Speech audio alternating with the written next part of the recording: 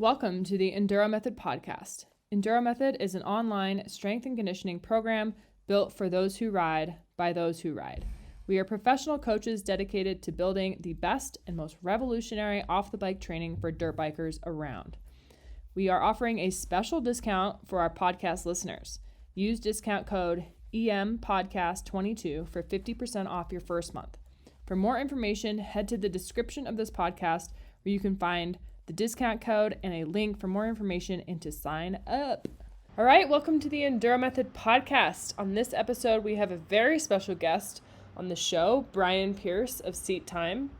The first 12 minutes of the show, Brian and Josh catch up and talk about some random stuff. Then they dive into a quick recap on how Brian's love of dirt bikes started and where that journey has led him today. They discuss past goals and ambitions and how that has changed over the years. There's a lot of great content in this conversation, and we really hope you enjoy it as much as we did. Without further ado, enjoy the conversation with Josh and Brian Pierce of Seat Time. Awesome. Thanks for jumping on and doing this. Hell yeah. Yeah, man, for sure. What about you guys? How's the box and Enduro Method and stuff been going? Great. Gym's good. That's been probably our main focus since COVID. I feel like last fall, we kind of got back to where we were. I mean, it's been a while now, 8 months, 9 months, somewhere in there. But yeah. It took a long time just to get back to the numbers we were at pre-COVID. Really? And then just get to a point where we kind of feel, I don't want to say quite safe, but like just consistent again. Right.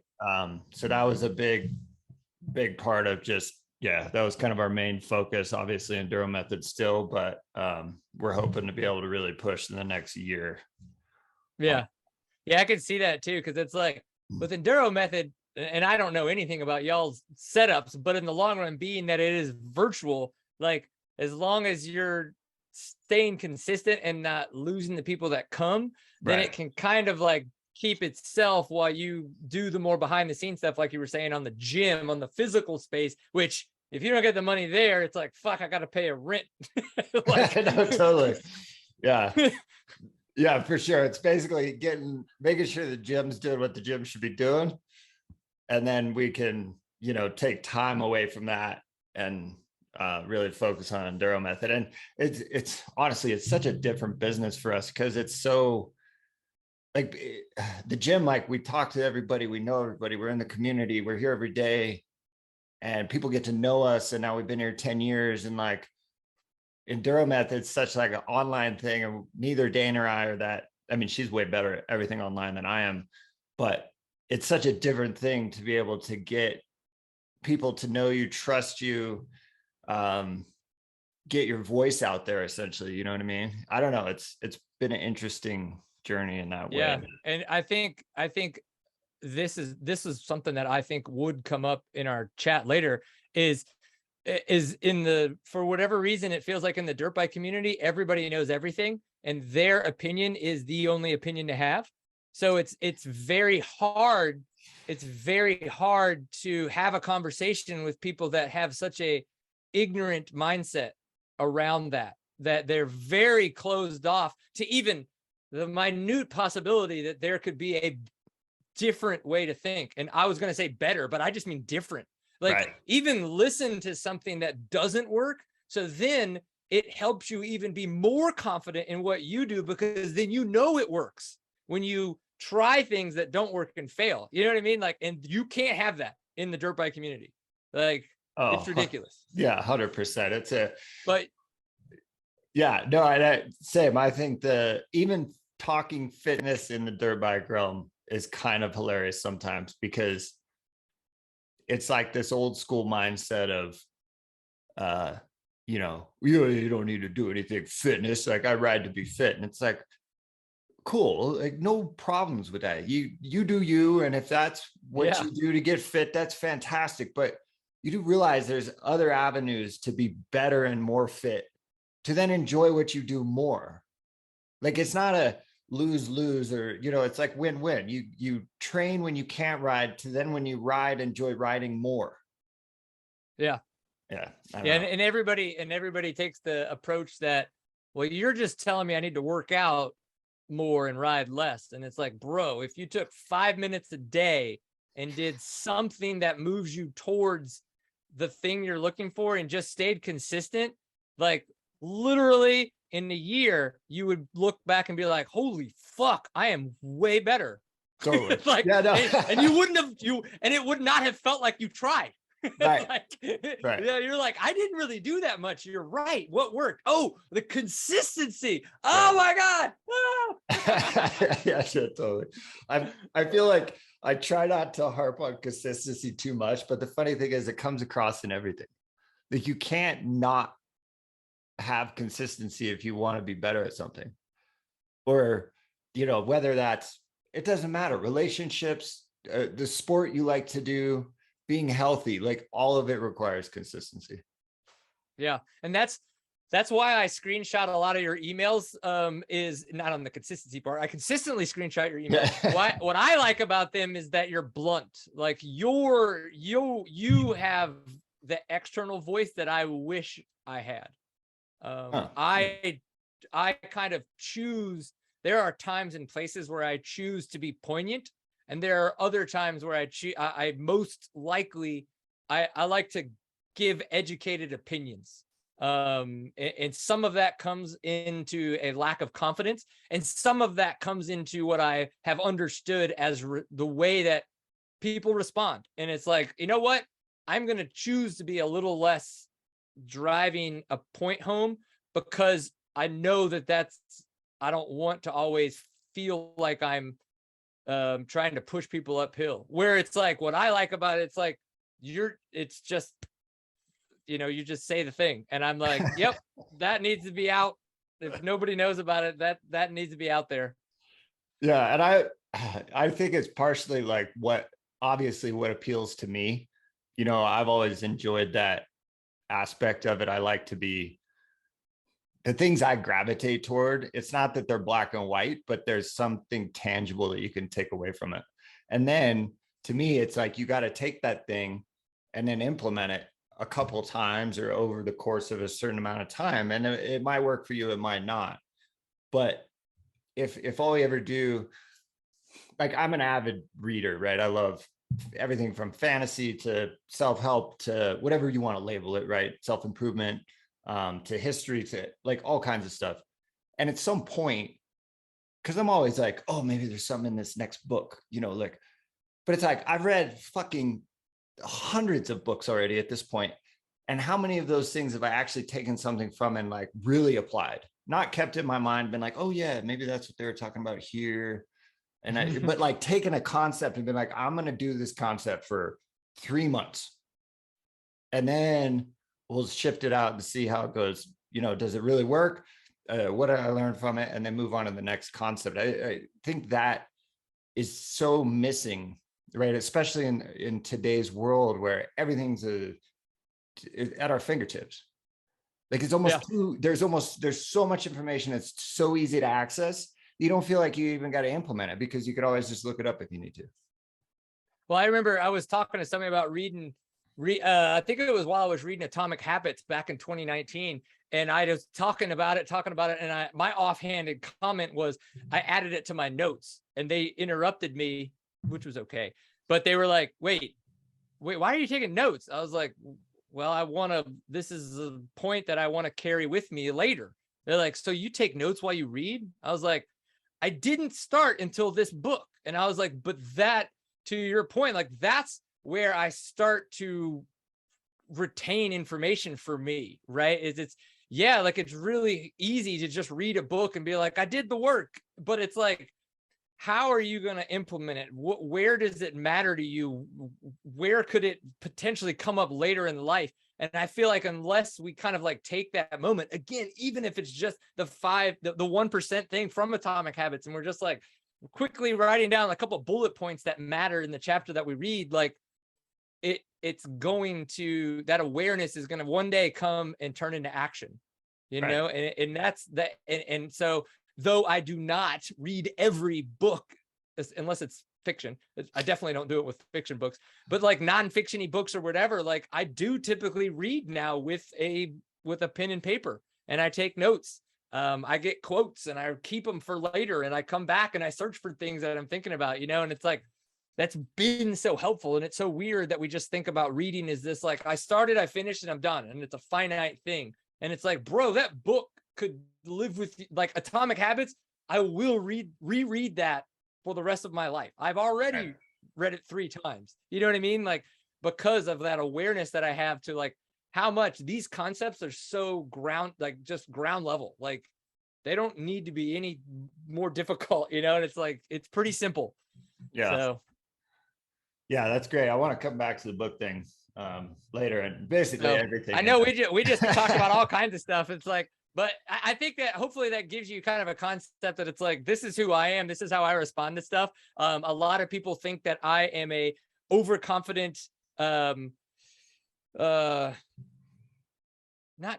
asshole, but like it's been very interesting how many people dislike me before they ever truly meet me because of how confident I am. And I think that that's not, maybe it's a little bit of jealousy of someone who actually starts to feel comfortable in their own skin.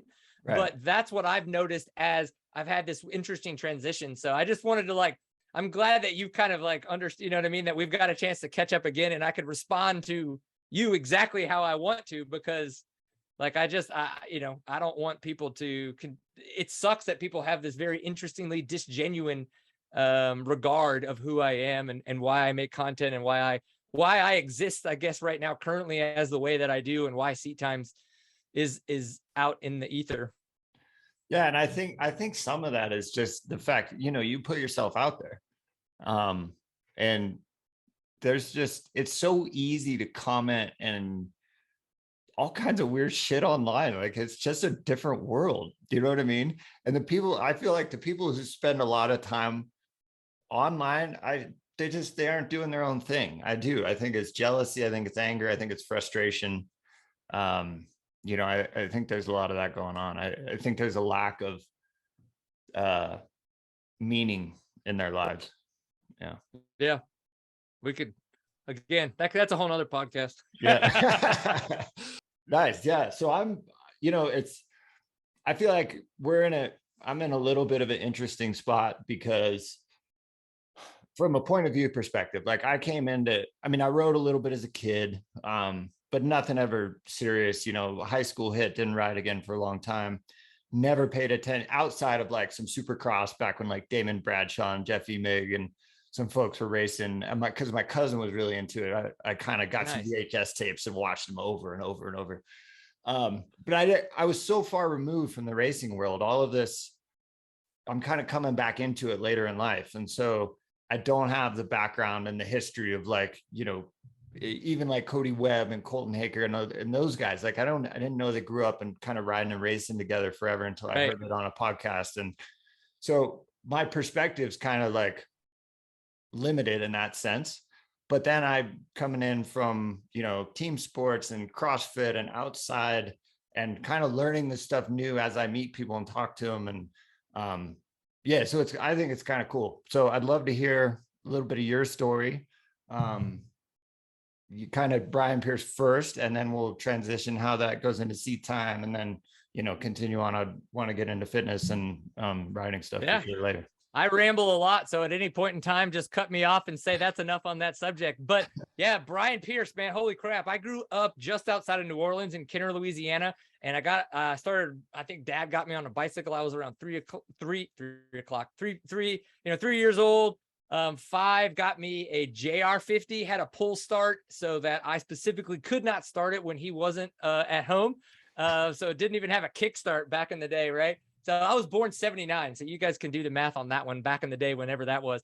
And we just rode around empty lots. Now, my dad actually did have his AMA professional motocross license, and even did a couple early supercrosses. So again, by no means a privateer, but he was good enough to try to make night shows and raced a couple professional qualified to race a couple 40-man gates for professional motocross, right? So that, you know, just like any kind of like local fast dude, right? Kind of a thing. But then he went into the National Guard, went back to school, did some things like that. And so that's kind of like when I was growing up. So we just played around. We would go to the New Orleans Spillway there and ride. So they had like little motocrossy tracks. They had a little bit of single track. So we just did a little bit of everything, but by no means, even though I did kids races at Enduros around 8 to 10, when we started going back into racing, or when he wanted to start doing that, because life got a little bit easier, I had no intensity. Like I was always the last guy off the gate,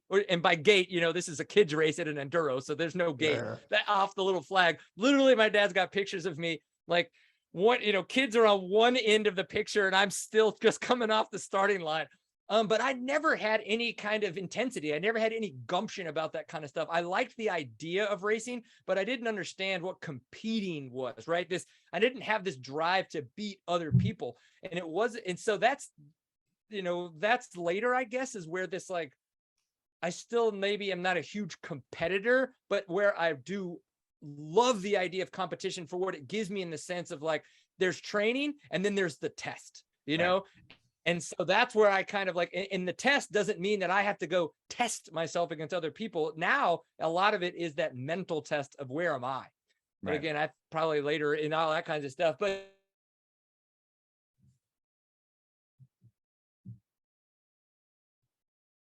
Indiana, Arkansas, Mississippi, Alabama. We made it to Texas every now and again, and Oklahoma for some bigger events. But in the long run, that's what that was. I went to college, 97, so 18 years old, didn't have a dirt bike. You can't have that in a dorm room. So I started riding, even though we were riding mountain bikes, I started riding mountain bikes a ton more. I got on the LSU mountain biking club, you know, club team, and we traveled around and rode and everything. I loved that. Like, because this is when mountain biking, even though mountain biking's heyday is earlier than the late 90s, early 2000s, bro, I'm in Louisiana. Like, so, like, you know, now it finally made it to the southern parts of the United States. And we had so much fun traveling around, being college kids, you know, racing mountain bikes. Again, I didn't have any competitive blood in me. I sucked. I drank a lot of beer. I did a bunch of keg stands. Like, so there is no ability to be amazing at this. It's just, it was what it was. So graduated, moved to Texas, and I'm like, what do I want to do with my life? Technically, I'm still figuring that out. But I bought a house in 06, and that allowed Dad to give me a bike. He gave me an 03 WR250. And so I was like, cool. Oh, like I get to start riding dirt bikes again. Amazing.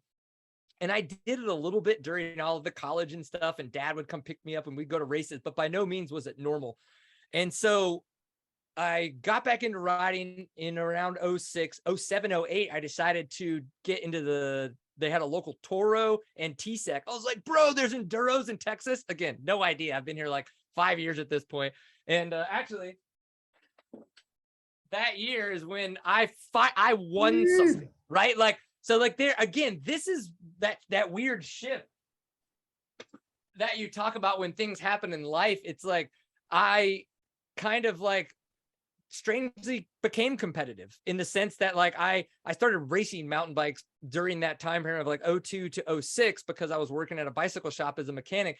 And I was like, man, cool. There's this stuff, everything like, and so I don't know, like it's just so interesting how it's like when I got back on the dirt bike, I was like, you know what? I remember those Enduros. I had a lot of fun doing that with Dad. Maybe I could do that on my own. And I have, and that has just continued onward. I've done the T-Sec stuff. I've traveled around and did things like the Rip to Cabo with the Desert Assassin guys. I've done ISDE qualifiers. You know what I mean? Like I'll go to a motocross track, but I promise you, I very much suck at motocross. And nowadays I don't even, and I have followed series, right? Like, again, I could pull the trophy down, but who gives a shit about trophies? Sometimes they just hold doors open. You know, for how well I've done in the T-Sec series, I became a AA rider, right? Like in T-Sec. But again, local, that doesn't mean shit when you go to the national, side of things. And I've kind of, family took over. And there was a time when I was still pushing for that and didn't realize how much time I was taking away from my family. And I'm glad I'm on the other side of that. And I had that realization. And so now I don't follow a series. Like I'll go do a local TCCRA race or a local TSEC race when there's time. But I don't train specifically for racing anymore. I do train for general fitness. And I technically train, in the way that I live my life now is I make decisions on a daily basis that I hope helps me become a 95-year-old badass, right? Like that's the way that I approach all of this now. And I feel the most comfortable on the bike that I've ever felt. I don't know that I'm faster. I technically don't think that I'm actually faster, but man alive, I feel so much better on the bike and so much more in control than I did in the what is that, early 2010s to the 15s, when I was the AA racer and fast and shit. And like, I don't know. It's been very interesting. Again, I ramble. I'm all over the place. You wanted a start line and a finish line. I kind of gave you them. And there's like all kinds of weirdness in between too. So yeah, no, that's great. When you were, after you kind of transitioned out of racing more into family stuff, is that when Seat Time kind of started to come about? So it was before that. Seat Time came about in 2010. The idea of Seat Time came about in 2010. I'm sitting in a pool. I had just had an iPhone for less than a year, but I had really got into podcasting because that was an app on the thing. Tech podcasts were blowing up. They were all over the place. And being a front-end web developer at the time, I was just digging it and eating it up. And I was like, why is there not a dirt bike version of this? Right. Yeah. And so I'm saying these same things to my buddy in a pool directly after we just got done bench racing about the Supercross that happened the night before. And we're sitting there drinking beers and having a good time. And the light bulb goes off. I was like, wait, we should do that.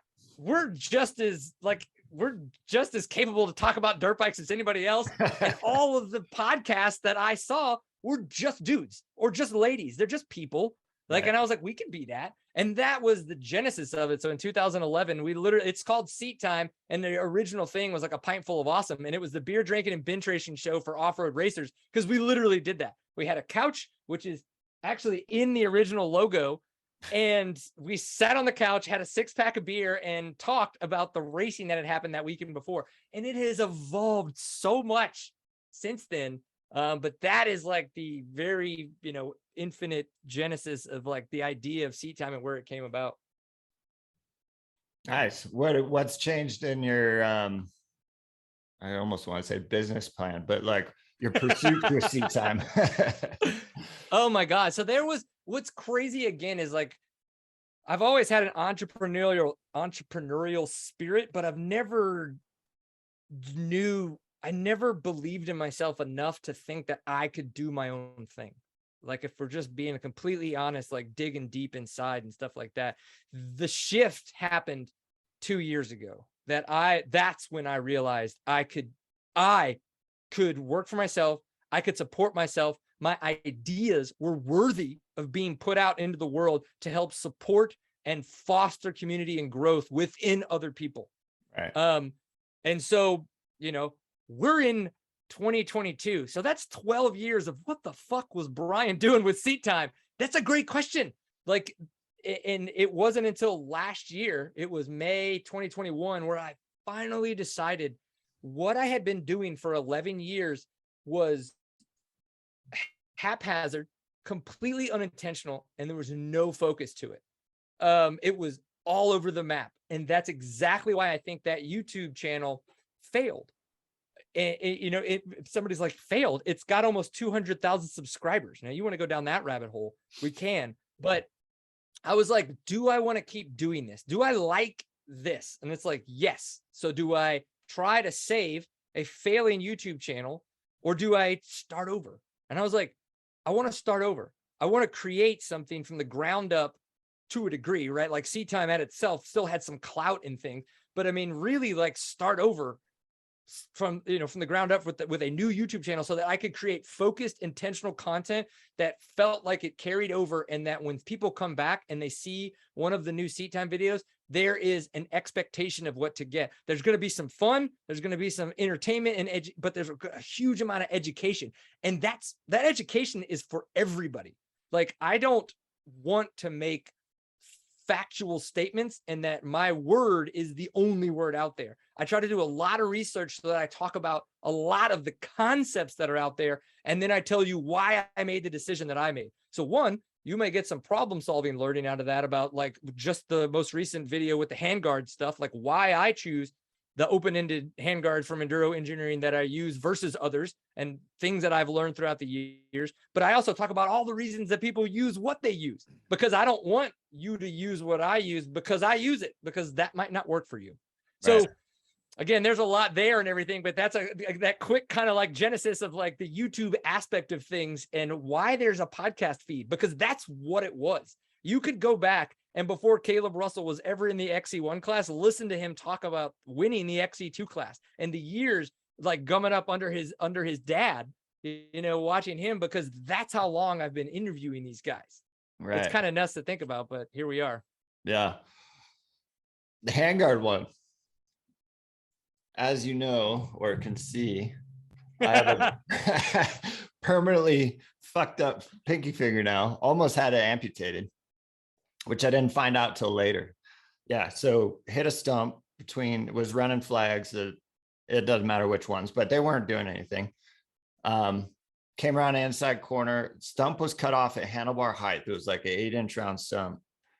And it didn't even see it. It was kind of hidden behind a rock. Yep. And right there, the trail fell as well. So it was like a perfect storm. Came in tight, crunch, blew this knuckle up, broke that tiny little bone, 6 pieces, had 4 pins in that little bone. Saved the finger, works great. I don't have the extent, it quits extending about there. But anyways, it's been an interesting thing because I ran wraparounds forever, switched to flags because I wanted to try it. And now I'm back to wraps because I feel safer for now. And I'll probably go back to flags maybe at some point. But I didn't watch the video. I caught the highlights of it. But with talking to people too, because it seems to me that most pros, especially in the hard enduro for sure, not sure on like GNCC stuff, run flags. There's definitely some that run wraps, but not as many, I would say, right? Yeah. And then with your experience and talk with people, in your opinion, where do you go with that? I know you run flags. Yep. Yeah. My biggest thing. So when a couple things, Stuart Baylor Jr., he runs full wraparounds in the Enduro still. I can't remember directly offhand if he changes up for the GNCCs, but I do know that in the International Enduros, he still runs full wraparounds. He's got the Cycler ones, and he's got a very interesting mounting way to do that because he runs flex bars because he's had so many wrist injuries. I think he's actually the one that ran like a Mako 360 and flex bars after coming back from a scaphoid injury. So like there's some weird history with his, because his wrists were so jacked up. Wow. I hope nobody calls me out. I really think that actually happened. But again, I don't drink anymore, but man, it's shit. I used to drink a lot. So it's like my memory could be all over the place. So, but you're right that a lot of them do not. And it's because of deflection. So these guys are going so fast. And and they hit trees, like when you watch them, they're very finitely missing trees and stuff like that. But the body English they're using, obviously with off-road, it can't be specific, right? It's not like road racing where a divot half an inch is what throws you off, right? You know what I mean? Like, yeah, it could be anything. And so if you watch slow motion footage of these guys when they're racing and not just making cool video clips, they are tagging the shit out of everything. And when they're going that fast, the deflection of any kind of metal sends them off into the woods. And this is one of the things that we've talked about Caleb Russell quite a few different times. So that's a big reason why you see those guys run flags. Now, I never went to flags because I'm like, bro, I'm a slow dude. Like that deflection is not going to bother me. Well, it got to a point where it did. And I was hitting trees more than, and I was like, what else is out there? So again, I started doing the research. I started looking around, and that is right about the time that Enduro Engineering put out the brake perch, like the lever perch mounted open-ended guards. So it's full metal and it doesn't take up any more space on the bar, mounts to the top of your brake and clutch perches. And then the plastic that you use or whatever that composite is in those things, it works phenomenal. Like I have tagged many of trees and I have yet to crunch a finger, right? Now, have I felt it hit my hand? Absolutely. But again, it hasn't been hard enough to crunch it. So to your, like, I see the spectrum and I understand all of it. So I'm not going to tell anybody what they should or shouldn't run because it is your choice. right? You're going to tell me your story about what happened to your pinky. I'm going to tell you a story about my dad blowing up his big toe because of a stump that was cut too tall in a turn. It's like, totally. well, does that mean he should stop wearing motorcycle boots? Does that mean that he needs to run a different type of motorcycle peg? It's like, no, I mean, that's just a random moment in time. Right. That sucks ass. Yeah. You know, but if we notice those happening over and over and over again, now we have a problem. But a lot of that stuff is outliers. But if you're not comfortable, then you're not comfortable. And so if there's a confidence problem with, I don't want to run open-ended because I don't want to crunch a finger, well, then run full wraparounds. Like, do that until something else starts to make you uncomfortable. And for me, that was a deflection of trees. And so, yeah, I don't know. That's kind of like how I think about it and where I took that video. You know, and there's a little bit historical perspective as well, because I do have a lot of time in this sport.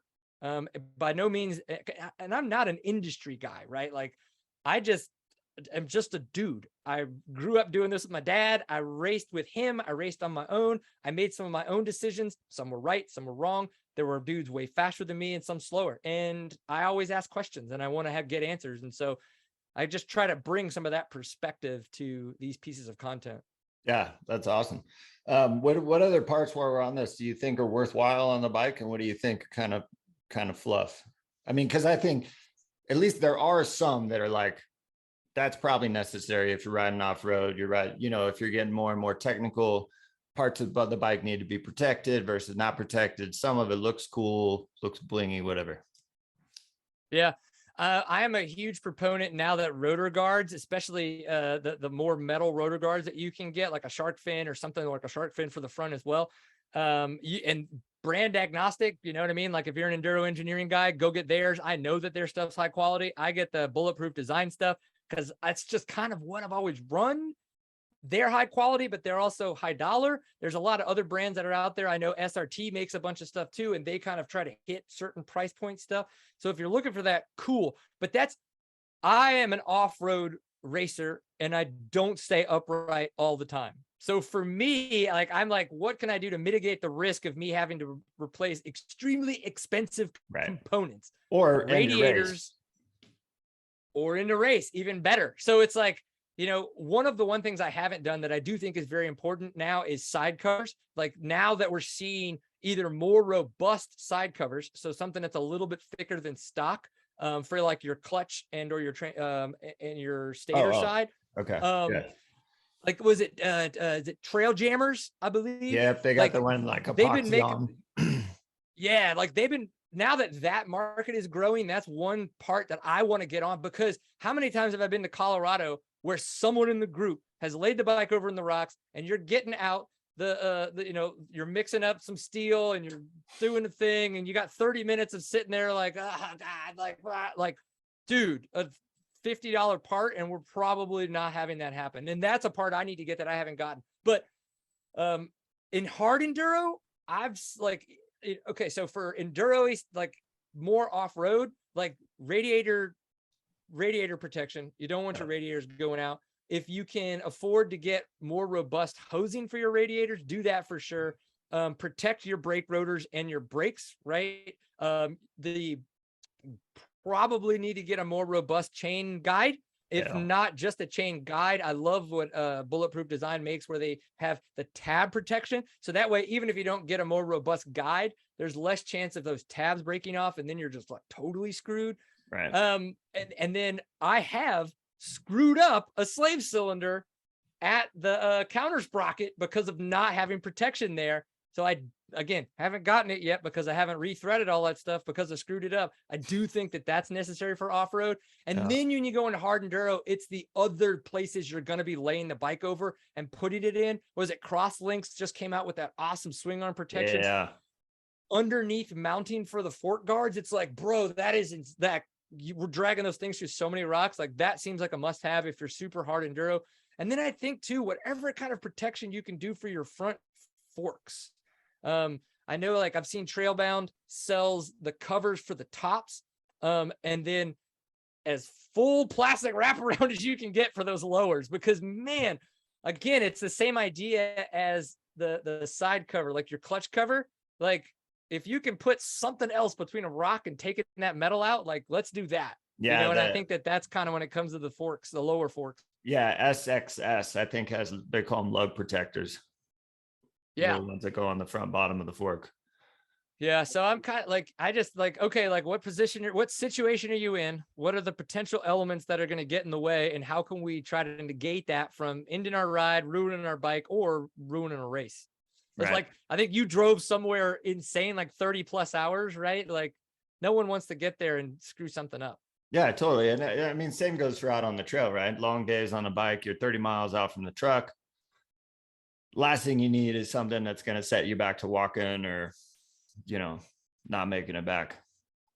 Yeah, or nut to butt with a friend. I mean, really, I mean, like it's cool and all Saturday night, but not during the daytime. Yeah, exactly. And then tubeless moose. Where are you falling, man? So I've been all over the map with that as well. I remember when so again, I put out a video how to choose a gummy tire, and we dive in a little bit about that because that will now that we're seeing more and more types of gummy tires come out, that can change which type of setup you're going to go with. And so I ran tubeless for a really long time when it first came out, version 1 and version 2. And it wasn't until I went to Colorado and I was on the Kenda Equilibrium, right when they were taking that gummy tire and kind of coming to market with that. The problem is it did not have enough layers. And so if you got any kind of a rock puncture through that tire, which could happen pretty easily, you were screwed unless you brought the, tire bacon with you. Right. So there's literal video of me trying to shove 3 pieces of tire bacon into tire plugs into that thing while also spraying in, tire sealant, because it's like the hole was that big.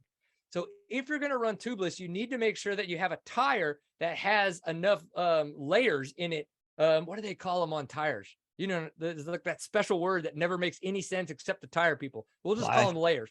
Ply. Thank you. Well, I call it layers. Let's go with layers. But make sure that the center on those guys and even some of the sidewall as it comes around there into the sidewall has a bunch of plies as well, because if not, those are super prime points for something jamming through there and screwing up a perfectly good tubeless setup, right?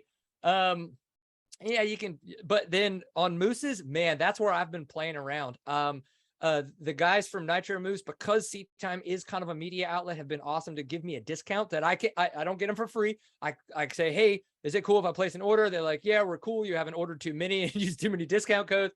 And they've been helping me out. So I've been playing with those because I like the concept that they've done where they have a platinum and a plushie. And I kind of want to keep playing with that to see. And that's why I specifically raced the Shady Burro Enduro last year with a crazy gummy tire with a platinum Nitro Moose, because I was like, what is this going to do? And this year I'm going to run a plushie with the Tusk Recon.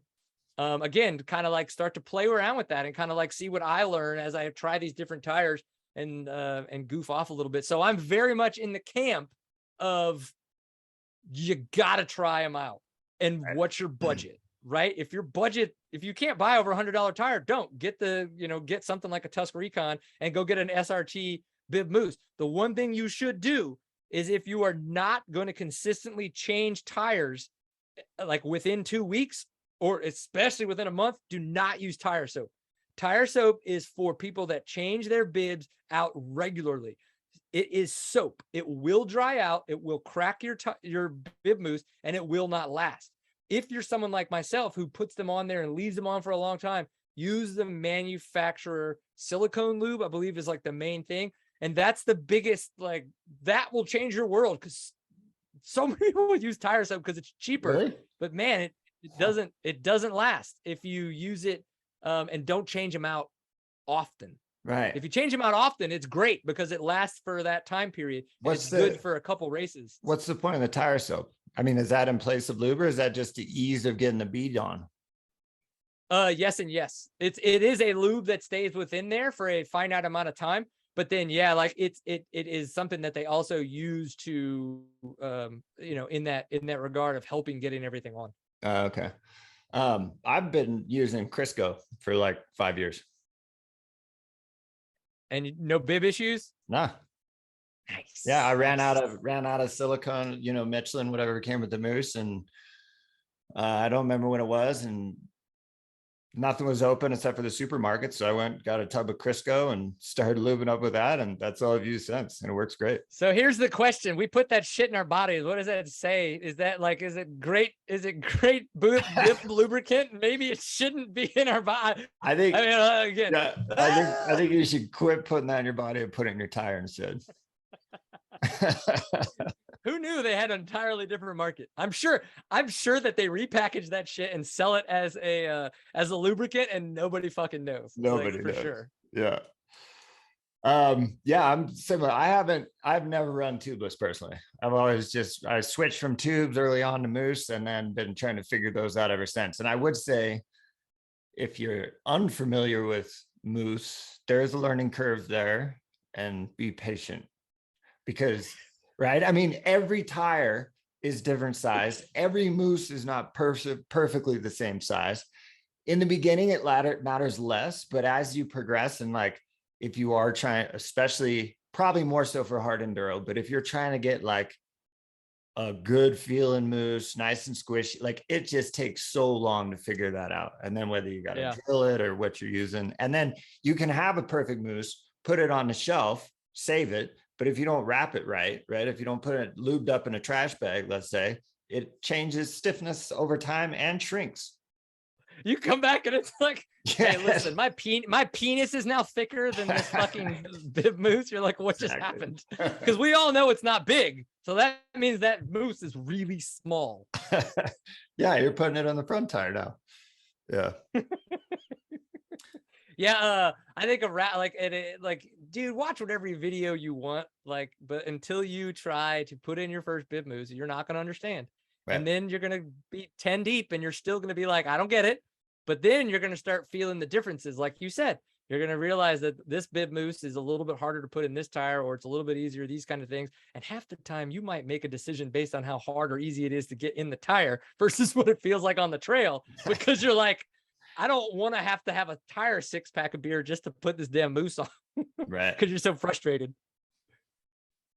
What about bikes? What are you riding? Oh man, I'm still on my 2018 Sherco 300 SER.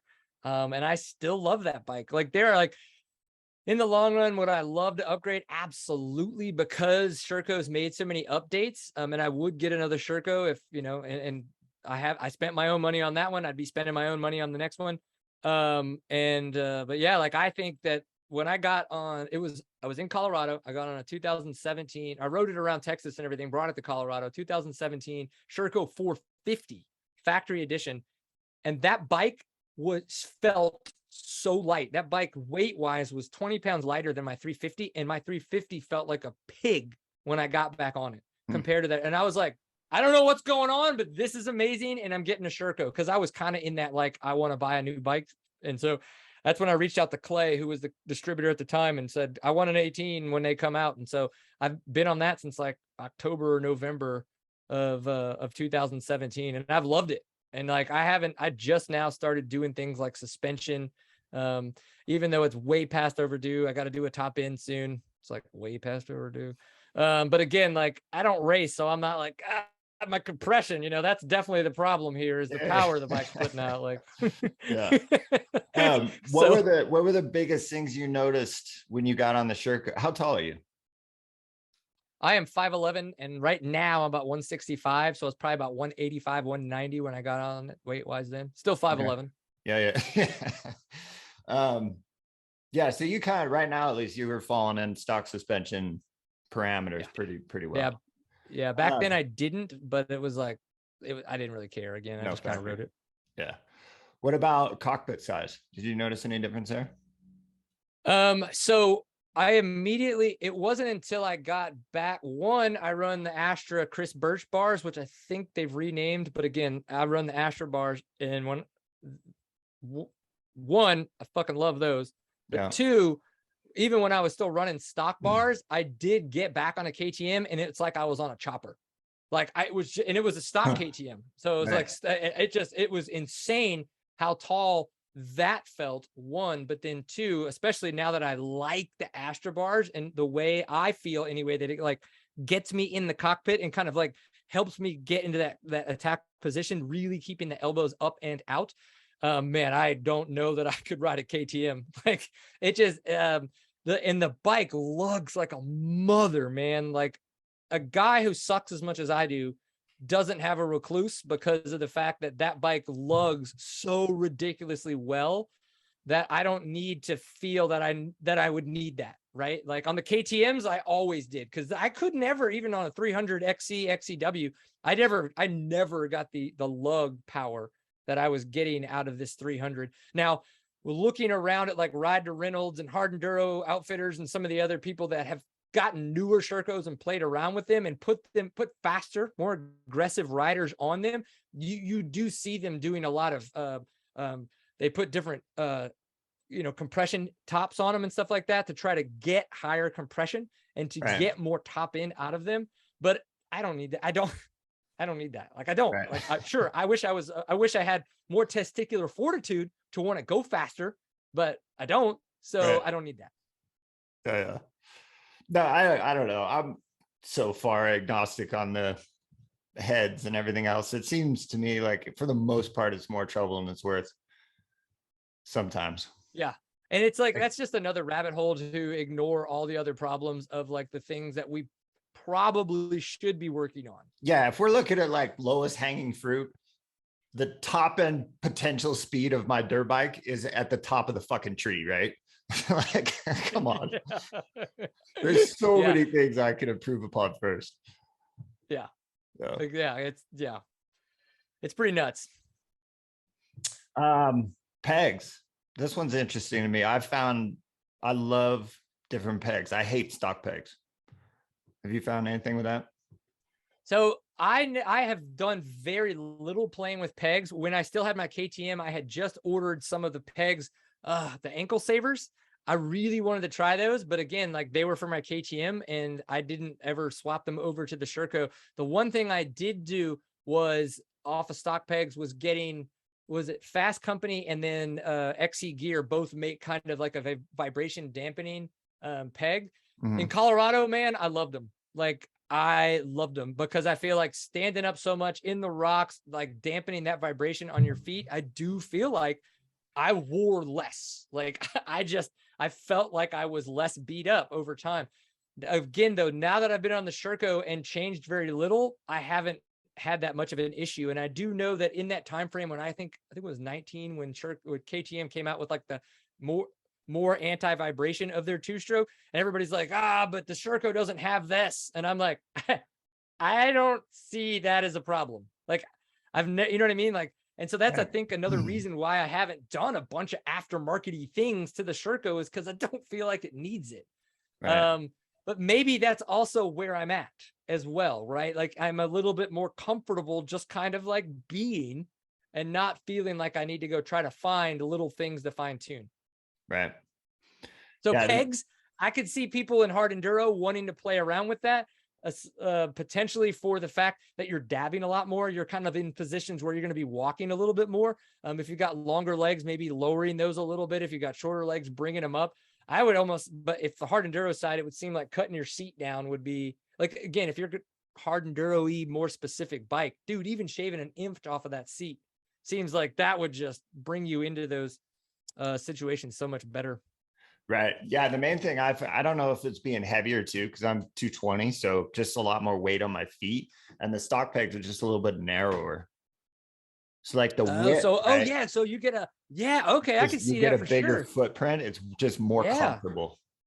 Nice. And that's a totally valid point. I haven't tried them for that reason, but honestly, like that sounds like a great reason to kind of like give that a go, right? If somebody's like looking for ways to kind of like, why am I so beat up after 50 miles? I do these things, that. Like maybe that's a really viable place to try to put some money if that's where you want to put it. I could see myself trying that for those reasons.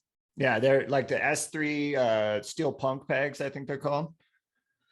Those are pretty awesome. And then I put the Raptor ones on. I'm slightly terrified about, I actually might pull them off because we do so much trail riding in the summers, and those things will spark on rocks and like legit, be a fucking live fire for a hot second on the trail, right? Don't do that in Texas right now. Shit. No, that's so what hot. I'm saying. So Yeah, I heard this, and then I had a buddy riding behind me, and I clipped a rock pretty hard. And we were on like a rocky area, but I stopped and I was like, "Was there like a spark?" He's like, "Oh yeah." I was like, "Oh, well, that's not like great." I spit on it. Yeah, yeah. You're good. Yeah. He's like back there, like peeing on the side of the trail. You're like, "What are you doing?" You're like, "Fire, dumbass, fire." Yeah. So when you're riding now, what's it look like? I mean, if you're hitting races just where you can, are you trying to get out for days? And what's it like in Texas? Do you is it private property stuff? Is there public land? What's it look like? Man, compared to other parts of the country, it's pretty much shit. Like we have some cool areas to ride that are private property. So don't get that wrong in the sense that I don't like riding here. I do. There are like Red River Motorcycle Trails is outside of Gainesville, Texas. And so it's about a 4 hour, 45 minute for me from McKinney. Really cool property, been around since the 70s. But it's just blown out, and you ride with guys who ride there all the time that enjoy hard enduro or just challenging themselves. They know where all the cool stuff is. So again, that kind of stuff is awesome. But the problem is that we just have Texas is private land. Like that's just what it is. So we don't have those really cool trailheads that are an hour away and you can just venture off into thousands of acres of whateverness. You know what I mean? Which is why us Texans travel to Colorado as much as we do. It's because it's just like, that just feels like so much Mecca-ness, right. You know? And I think there's a huge contingent of Texans right now in Idaho somewhere because of that same thing. Like nice. They've kind of gotten tired. They've been doing Colorado for years and years and years. And I think it's Patch and one of the other guys that raced TCCR, David. They've done a couple of those crazy Idaho routes. You know, like they finished it they didn't finish one year, almost died, finished it the next year. Like well, now they're like, look, Idaho's the place to go. So they're like out there. Great ride. I think so. Yeah. Okay. Yeah. One of the ones that you got to like go online and like find which route you're going to do. And then you have to GPS yourself and everything, like, which sounds amazing. Like, and so that's what most Texans do. It's like we go other places. And so like who I am now, what I want to do and where I want to go is I want to do what I'm doing next weekend. I want to continue doing that, which is the Shady Borough Enduro. I'm driving, 14 hours to Sargent's, hopefully on Wednesday. I'm going to ride in Sargent's on Thursday, probably ride there Friday morning, drive into South Fork Friday night, get my registration, eat some food, get ready for Shady Borough, race 200 miles, turn around and come home. Like, awesome. And I like the idea of the events. Let's not call it a race because I'm not racing. I'm riding at a pleasantly fun pace. Because it's organized, like so many like that, like I don't mind paying let's call it $200, right? $200 for 200 miles of an organized, badass, good time. Like that sounds amazing. But some of the stress of going to a new place, like when I went to Shady Borough the first time, if I'd have tried to go ride South Fork, I'd have been looking at this or trying to find a guy or paying Ready to Ride Reynolds to go put a route together for me. Where events like this help me get to a spot. I get to ride what they think is cool for these events. I get to be around like-minded people that are wanting to do 200 miles in 2 days on a dirt bike. And that typically is turning out to be so much more of a badass experience and time on a dirt bike than trying to follow a series and like think about points and like, man, God damn, I want to win the 40A plus class R. Like it just gets, and then two, like my son Liam is on a KTM 65 now. He's been riding since he was 5. Nora is on that Tarot that we did a big video on that MX2. Like we went and rode this past Sunday. My suspension is with Morgan right now at Highland Cycles, TBT Racing. They're one of their things. So I can't ride. Well, I got the wife out on a 4-wheeler. I got Liam out on a 65. I got Nora out on her Tarot. And watching them ride all three together and follow them around my father-in-law's property, that made me happier in that moment not riding than I had been on riding. And I can't even tell you. Like, right. So it's like, that's the kind of shit that I'm trying to find more of, is events like Shady Borough. Like that, I wanted to go do the Boise Ridge Riders in June, you know, again, same idea, drive across country, like go enjoy a part of I hadn't been there since 2012 when I was at the ISTE qualifier. Right. The the Idaho, cool, you know, Idaho City. right. Yeah. Yeah. So I'm trying to do Tecate this year. I think it opens up in October. So I'm going to try to get a spot for that. So that's what I'm looking for. I'm looking for stuff like that. Like I saw Big Bear Dual Sport, I think had some like crazy gnarly dual sport event that was like this 2-day thing. Like that would be cool. I don't want to get on a 700, you know, like a 701 kind of thing. I want to find stuff that's like 350, 450, 500 territory. That's like, maybe it's a dual sport event, but maybe it's like long days, more gnarly trail than it is like roads. And that'll probably change when I get closer to 50, but you know, 42 right now. Well, that's right. Yeah. Yeah. I think my buddy and I were just having this conversation too, because we got a lot of friends who, you know, don't want to do the race thing. And I don't need to race. I just want to go ride. And it's like, right. But the racing is its own experience. Like you don't have to go race. You can just go ride. I mean, some of the venues, like if you go to Page, Arizona, I don't know if you've been to. Not yet, but man, I want to go. Okay. But like, if you go look at that terrain on your own, there's no way in hell that you're going to be able to put together a ride like you would get to do at the race where everything's ribboned off and, hey, go here and try this and get out of your comfort zone on this. Like, when you go look at these features, when you're just on your bike without being told where to go, it's really hard to kind of, unless you're super creative and kind of have that mentality of building your own course to begin with, you wouldn't have any idea where to start. But instead, you just get to show up. Yeah, of course, there's an entry fee and there's drive time and all this other stuff. But then you just get to go do this badass thing that you wouldn't do on your own to begin with. Yeah. Yeah, I agree. And then there's the bench racing aspect of it too. Like, honestly, like there's just something, I mean, yeah, sure. We bench race every time after any kind of ride, but man, I don't know what it is about bench racing at the end of an event. You know what I mean? Like, and I say event as in like, maybe it is a big dual sport event. Maybe it is a race. Like there's just something different about that, you know? And I feel like that's part of the value that you get out of supporting those kind of, those events as well, versus like, you know, just a long day on the bike. Totally. Yeah. I mean, it was, you know, I had to sit out some of the races last year when Dane was participating. And of course, like the morning of, you're sitting around, I'm totally none of the nerves, none of the, you know, I got to get the bike ready, get this and eat this and drink this. And so that part was nice. And I'm watching everybody else kind of go through it. But then the race starts and I'm like, this kind of sucks. But then after the race is the worst part because everybody talks about it for like 2 days. And you're just like, shut up. It's not that big a deal, you know? Yeah, exactly. But yeah. You're like, I understand that you can't walk right now, but I'm not packing everybody's shit because I didn't ride. Yeah. Okay? Like, that's like put your own shit away. Yeah. I have to listen to you talk about the event. I'm not cleaning up for you after it. Yeah, exactly. Nice.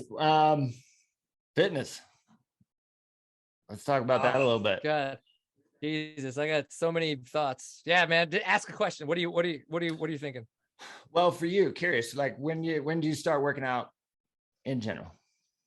I had never been into a gym, like any kind of gym, until college, when a buddy of mine was on the wrestling team and we were very good friends. He was kind of like taking some of that knowledge and bringing me to the gym with him. So like, okay, cool. That didn't do anything, right? Like I'm still skinny as AF right now, right? Like obviously it didn't do anything. And that muscle that I might have gained at the time didn't stick with me. But it's always been on the bike stuff, right? Like even when I raced mountain bikes and actually went to a couple Norba events way back in the day, like it was always just like, well, I'm just going to do cross country and this, that, the other. When I started riding more, I took a little bit of that, racing more, like in that 2007 period on through, I took a little bit of that knowledge that I had gained while talking to people about racing mountain bikes and kind of tried to apply it. But again, very, very limited. I didn't know what I was doing. It's just, you work with the best you can. You don't have money to pay anybody. That seems retarded and stupid. You know, we always think we know what we're doing. And so it wasn't until 2010 when Groupon got really big and CrossFit gyms started using Groupon. And a buddy of mine had been going to a local CrossFit gym, Dallas Strong. so CrossFit Strong here in Dallas. One of the earlier affiliates, freaking huge. Gail Yoakum is an amazing human being. And I went with him. So I bought that little Groupon and went with him, and I fell in love because it was all the things about, whatever. Let's please understand, I'm not saying the CrossFit Games. I know you understand I'm not saying the CrossFit Games, but CrossFit, the methodology and the classes that I was attending was not that. And it didn't need to be that for me and for everybody else that was there. Totally. And so I found what I loved because every single day was different every single day. And it still is. I learned something new. I'm doing something different. And for somebody who's as scatterbrained as I am, but also likes to work on the finite technical movements, man, I found it. You know what I mean? Like I was like, duh. So 2010 till now, like I've been in and out of different CrossFit boxes. And then I got my L1 in 2019. So I've been coaching since then. Actually, up until this week, I just told the local box that I've been coaching at that I'm going to stop coaching for a little while, specifically because I'm going to focus on some other things. I'm going to try to, even though it's not much, it's just prep time. The concept of that, I want to give people the best hour of their day, right? Like I'm their coach and they're there, and I want them to have fun. I want them to not get hurt, and I want them to learn something. Like, sounds like the content that I make, right? It's like, and so I, you know what I mean? Like I'm kind of taking that pressure off of myself for a little while I kind of focus on some other things. I think at a base level where we all get fitness wrong is the way we get all of it wrong, right? Like we think that I'm not doing this thing. I want to be better at this other thing. So I'm going to utilize, like I want to be a better dirt bike racer. So I'm going to go work out because I want to be a better dirt bike racer. Well, the problem is that, you just, a lot of us just go heavy handed for 3 months and we don't see any results because we don't know what we're doing. We're overdoing it. We're underdoing it. And then so we get so frustrated, or we spend so much time and it takes away from all the things we actually really want to be doing, that then we just stop. And then we're like, well, no, I don't work out because working out doesn't work. Like, I'm just going to go ride. Well, okay. Well, yeah. Okay. Got it. That makes sense. But then, and that's with anything, right? Like that's not just the fitness aspect, but we could take that same mindset to it. So if you bring it further back and say, you know what, if I do one thing every day at a level that I can handle, that consistency builds up. And after a year, 2 years, 3 years, you realize you're so much further down the line than you would have ever been if you had forced yourself to try to keep up with whatever it was you thought you should be doing for those 3 months that you were trying to bust your ass to be better quickly, right? Because you know what I mean? And so that's kind of where I'm at now. That's where I've gone. And that's how I approach life now. Again, when you're like, what are your goals? My goal is to make it to 95 and still be able to be a fucking badass. Like I want, you know what I mean? Like I want to be happy, healthy, and hopefully still humble when I'm 95. And I can't do that if I don't do the things I need to do now to prepare my body to be able to handle that kind of stuff. And I was going to race dirt bikes and not be too slow. Yeah, totally. I feel like, I know we were kind of touching on this earlier, but the dirt bike community in general seems to be 10, 15 years behind other sport industries even. And then, they were 10 to 15 years behind health industry. Yeah. Right. It's the man up mentality. Like there's still people out there that are telling you, oh, you're getting blisters. You just need to fucking toughen up your hands. And I'm like, well, some people do. Like, okay. And I'm probably one of them. Let's not like Brian's a little bitch. Like, that's just what it is. But like, no, like that's not it. Because that worked for you does not mean that works for literally everybody else out there. And it's that exact mentality everywhere. It's very strange. Yeah. It's, I don't know. It's interesting, right? Because there's training for life, training for longevity, training to be healthy and fit. Then there's training for performance, which is different, right? And then finding out what that means for you and being honest with yourself, like having an honest conversation with yourself, because like perfection's a form of paralysis, right? And I feel like that's where a lot of people fall into that area of, well, that's not the perfect thing for me, so I'm not going to do it. Or or they're using that as like a way to procrastinate and put things off. I'll do it tomorrow and I'll do it tomorrow. And it's like, well, if it's tomorrow, it might as well be fucking 10 years from now, because the likelihood is it's not going to happen. And so I get so frustrated with this, like, well, I don't know what to do, so I'm just not going to do anything. Like, it's one of the things that, and like, I hear all the time now, I'm 41. Yeah, fuck, of course I feel different than I did when I was 20. Because I'm not 20. No shit. But like, and it's sure, like, I'll joke about it. Yeah, I'm getting old, whatever. But I swear to God, I hope I never mean that. You know what I mean? Like, yeah, that like, well, I'm old, so, well, I'm just, that's it. I'm gonna, relegate myself to sit on the couch and eating fucking Lay's. Like, not gonna happen. Yeah, sure, I gotta work a little smarter. Maybe I can't do all the volume and everything I was doing when I was 20 and get away with it. I got to be smarter and maybe narrow down where I want to focus and spend my time. But I'm going to do that. I'm not just going to give up on the things I want to do. The best time to plant a tree was 20 years ago. The second best time to plant a tree is today. Yeah. Like, if you don't beat yourself up because you didn't do a thing, you're like, you know what? Damn, I didn't do it. I still want to do that, or I still want that. Cool. Start today.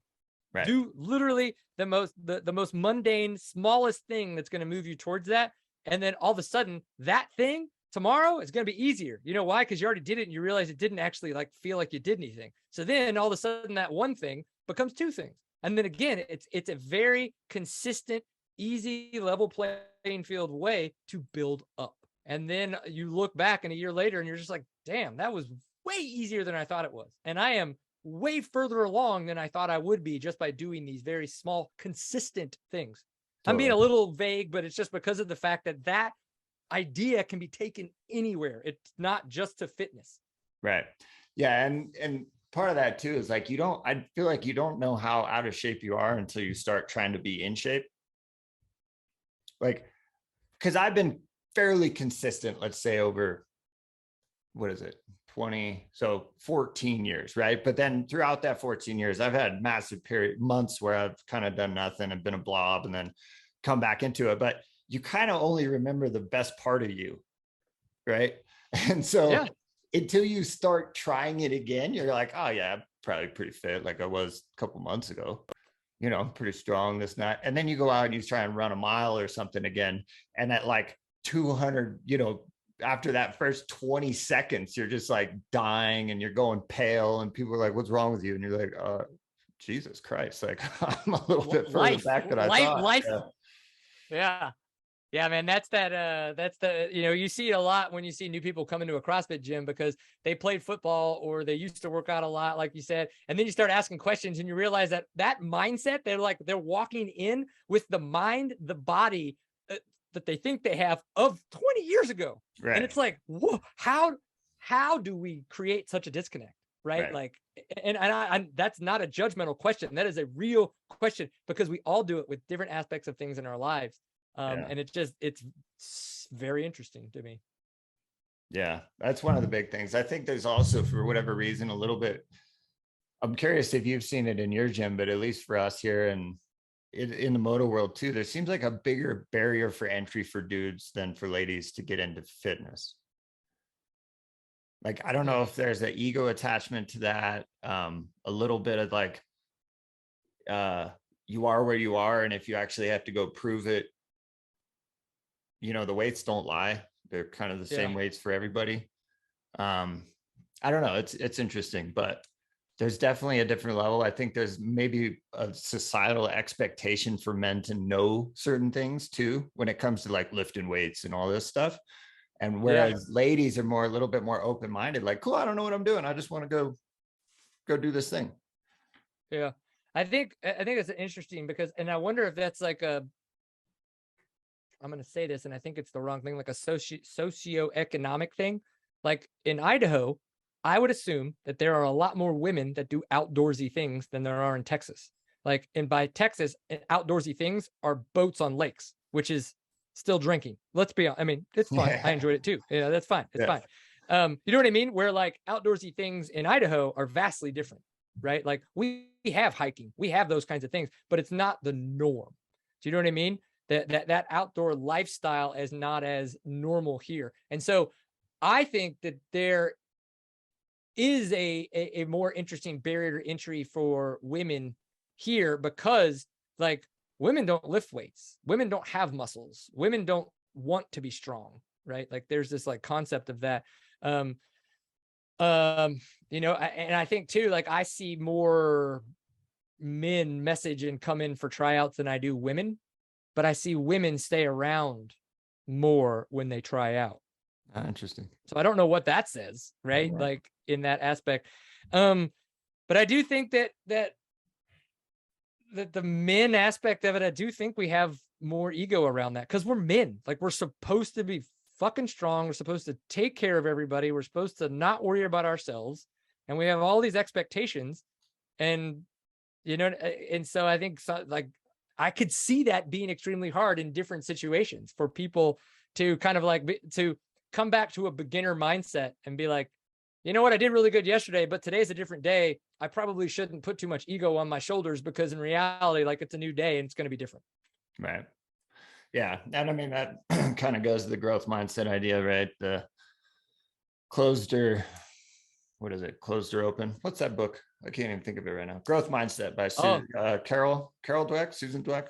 I know the book, and it's on my read list, but I haven't actually got to. Oh, you haven't got. I talk to fixed mindset versus growth mindset a lot, but yeah, exactly. Yeah, fantastic book.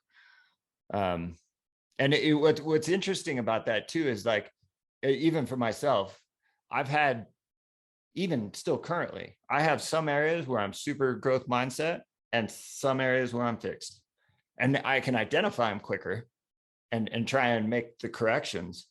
But I still have areas where I've just closed off, like, nope, this is it. And then all of a sudden I'm like, wait a minute, like what's going on? Like I thought I read the book. I thought I took care of this, So it's an implementation issue, but I think awareness, being able to identify it quicker helps. Yeah. For me, it was learning to listen. Like you can tell, like I'm a high energy person. You know what I mean? Like, but at the same time, like I was always a responder. Like I was the person sitting there while somebody was talking, already thinking about my response, ignoring the rest of the word that had come out of their mouth. And I'm just waiting for them to stop talking so that I can start talking. Right. And I didn't realize this, but two, it wasn't to be rude. It wasn't to ignore what they were saying. It wasn't to devalue anything. It was the fact that I was a responder. I wasn't a listener. And it wasn't until that I kind of became aware of that and realized I need to learn how to listen. What learning how to listen means is I need to learn how to become aware. I need to start paying attention. And we don't realize how far to left field we get with that kind of stuff. And awareness is again, a concept that you can work on, that you can put effort towards and get better at. And so that's exactly what you're saying, is like, there are these places in your life where it made sense. It was black and white for you, that it's like, no, like I'm listening here. I'm very much listening. But what we don't realize is how that starts to tenfold itself into every other part of our life. And so there's these places where we're still going to have kind of this wall, like you said, you're like, nope, this is what it is. Blah, blah, blah. I'm not listening. But it's gonna wear in, you know what I mean? And it's gonna kind of continue to chip away at that wall. And I think that, I think a lot of people in the moto community should start listening and stop responding for a hot minute, because it's interesting how the comments are just so fucking ignorant. And yes, some of that is social, and this is our niche, so it feels so much closer to us, but God damn, it just feels like it's this, like it's for some reason, like our community, the moto community, is just like vastly ignorant. And maybe it's because the majority of people in it are older. I don't know that. Maybe that's what it is. And so there is this level of I've done this longer than you, so I know more than you. I don't know. Yeah, no, it's interesting. I try and think back to where that comes from, and I wonder if we're just at a spot where most people have grown up with like their own local community or fellowship or whatever you want to call it, but that's all they knew, right? So they grew up in this bubble. They rode with the same people. They learned from the old school guys who passed the knowledge down. And this is how you do this, this, and this. And now we're still at such a young stage of communicating that to other bubbles around the world, but now everybody has access to everybody else's bubble. So when you put something out that says this, they just go, fuck you. Like, no way, not a chance. This is how it's done. I got blocked today. I got blocked. And the guy who blocked me made sure to comment that he was blocking me in a Facebook group today. Like, he literally put like hiding OP's posts, you know, like in parentheses to make sure that, and then proceeded to put the comment about why he's blocking me. I was like, I don't get that mentality. Like, you cannot like what I have to say. That is fine. But why don't you just ignore me? Do you know what I mean? Yeah. Like, I know that that's like, hit the block so that you don't see my post anymore and move on with your life. Like, what is that drive to voice your opinion that much about your disdain for me? I don't know. I don't get it. I don't feel that I do that. I probably do. Please call me out. I'd love to get better. But again, maybe I'm just not aware of it and I need to keep listening more. Yeah, it's interesting. I don't know. There's definitely, some stuck in the ways and my way or the highway mentality around it, which is so, I don't like it. Yeah, it's a weird place to be in. I remember when we put out one of our promo videos, like the only comments that were in the comments section, and this is Facebook, like I basically don't do Facebook at all. If there's comments or notifications or not notifications, like something comes in the inbox, I'll respond to it. Other than that, I don't fucking touch Facebook. Like it's just a disaster area. And every single comment was something like, this is such a stupid idea. Like if you want to get fit, you should just ride your dirt bike, blah, blah, blah. And like, I spent, I don't know, way too much time, like clicking on profiles and just looking. It was like, everybody was 100 pounds overweight and like with a Bass and a Bud Light in most of their photos, you know? And I'm like, Jesus Christ, I'm out. I don't need to be wasting time about it. That's not the rabbit hole that you need to go down. No. And usually there was also like their profile pic was like 10 years ago on a dirt bike, right? But all their current photos are just, it's hilarious. I'm like, good God. It's a world we live in, man. It's a world we live in. Yeah, pretty funny. If you could go back to your racing days, because at the time you weren't doing anything with training, what do you think could have been better for you? Do you think you would have seen improvements if you would have been doing some type of strength training regimen off the bike and conditioning? Absolutely. Back to the basics, 110%. Like I never had any of that kind of training. I did do a couple Shane Watts classes. Like if I were to go back like that, right? Like I would pour into that kind of stuff. You know, the stuff that Rich Larson is putting out is amazing. I wish that I had that control. You know what? The good news is I have the full capability to get that control. I need to put that and make it a priority. I don't want that to be a priority right now because that amount of control in those areas, I'm not ready for that yet. Do you know what I mean? Like in the sense that I have other goals. I have other things that I want to accomplish on a dirt bike than just being able to do the cool shit he does. But I would definitely go back to the basics and find mentors, faster riders that I can tell, you know, like have a certain skill set and that know how to help someone work on the basics and come back to that. And yes, absolutely. You get into a fitness program that you like and that gets you moving, and that the concept is to make you a more resilient, stronger human being. And I say it like that because I don't want to tell you to go find CrossFit. What I do want to tell you to do is go find the thing that you enjoy so that it doesn't feel like a struggle to come back, because environment is half of the battle sometimes. Right. And so if it's a place you don't want to be, well, why would you go? You know what I mean? And so, but the whole concept is like, make sure you're working on strength but strength for resiliency, right? Strength for longevity. Like if you're becoming a bodybuilder, you're working against yourself when it comes to the goal of being a better, stronger, longer, healthier rider, right? Right. At some point in the journey, though, right? I mean, that's because it's also contextual. And that's obviously, I'm slightly biased because we have a strength and conditioning program geared toward dirt bikers, Enduro Method. But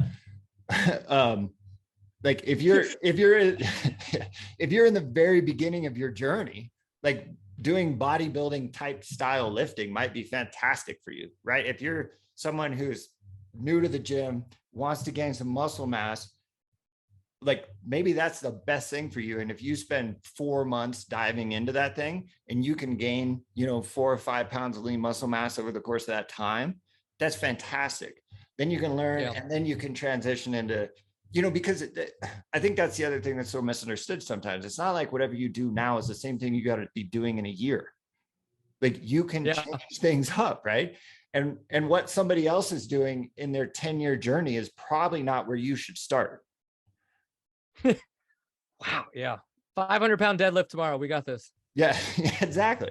So what do you, it's like, you got to start somewhere. And the best time to do it is now. And then, that where you finish or where you're going to be in a couple months, if you continue to do that thing, is not going to be where you started. And then you can make a more educated decision in the direction you would like to go. But until you start, I mean, I use squatting as an example because there's so much information online on how to squat correctly. You could watch videos, and there's fantastic videos out there. Don't get me wrong. Great tutorials, great photos and angles and lines drawn and everything. And you could look at those for like 3 weeks. But until you go do it and feel what it looks like with your hips, ankles, knees, torso, like what does all that other shit matter? Like, just do it safely, right? Don't load up a barbell and do your first one. Start in front of a mirror with your shoes off and do some air squats. Yep. Maybe film it and then compare or whatever, but like just start doing it. And then you're going to have all these new questions and further evidence and information to be able to guide your journey forward. And that goes for every single thing you do in the fitness realm. Like, you just got to start doing it, and then you'll have a better idea of where to go. Yeah. And that's why, like, when you guys came out with Enduro Method at the beginning of last year, like, I had talked to you guys as soon as I could, because I was just like, finally, like, somebody gets it. Like, we need to have a place for people to come to this that have absolutely no idea what to do. They don't know how to move. They don't know why weights are involved, why I cardio, why I might be on an assault bike and then want to vomit afterwards. Like, and so, it's like, and so, yeah, like, I think a program like Enduro Method is a phenomenal place for people that are trying to become better riders and have no idea what they're doing. But on the flip side of that, for all of the shit that we talked about consistency and getting out of your own head, it's also a great thing to be able to do and follow and just do it. Don't overthink it. Right. You guys are programming to help them get better every day. And it's going to be relative, right? Like, again, 500-pound deadlift. I can't do a 500-pound deadlift. So my percentages off of my deadlift are going to be different than your percentages off of a deadlift, right? That's relative weight, right? It works the same way when it comes to the programming and the years that you've been doing something, the movements that are going to be involved. Totally. So, yeah. And I mean, as much as like, I'd be like, yeah, Enduro Method's the best option, I think, out there for dirt bikers. If it doesn't work for you to work out by yourself, but you do work better in a class setting, or you have a local gym that's awesome, like, fucking go there. Like, that's great.